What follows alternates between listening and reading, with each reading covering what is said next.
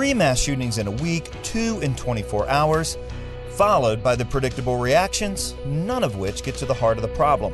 For the Colson Center, I'm John Stonestreet. This is Breakpoint.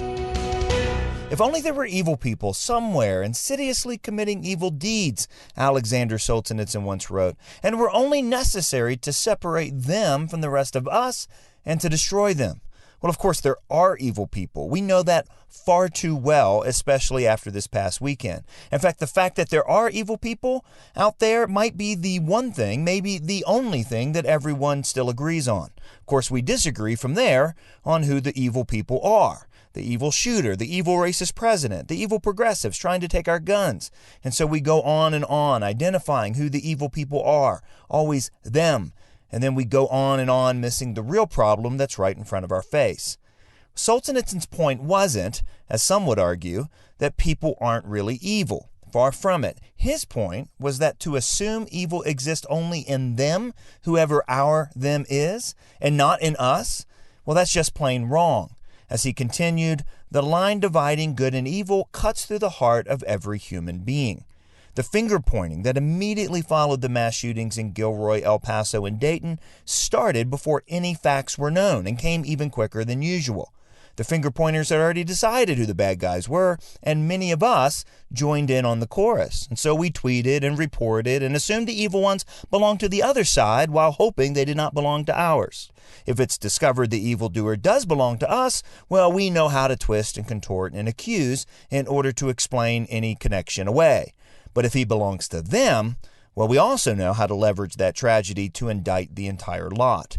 I say all this as a Second Amendment guy. I fully agree that guns don't kill people, people kill people. You read the online manifestos of these young men and tell me that they wouldn't eventually find some other way to carry out their violent fantasies.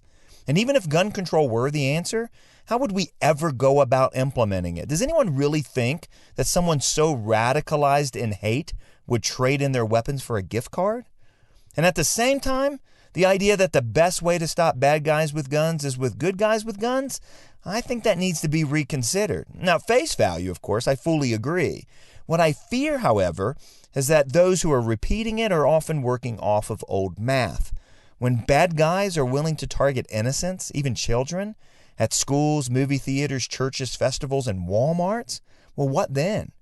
In Dayton, the good guys showed up 1 minute, and the bad guys still killed 9 people. Facing that sort of evil, how many good guys with guns will we need to protect us? And where exactly do we need them? Everywhere? Look, that's called a police state.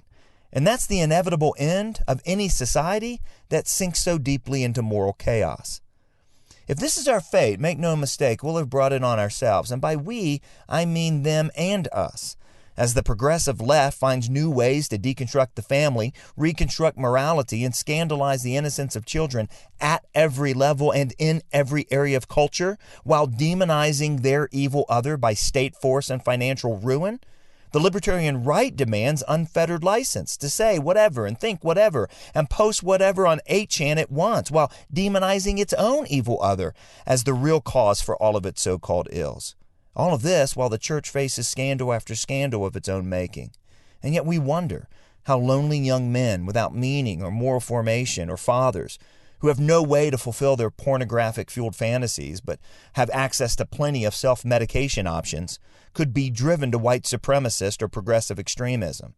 Look, we need to be asking what it is about our culture that's producing these young men bent on killing and chaos.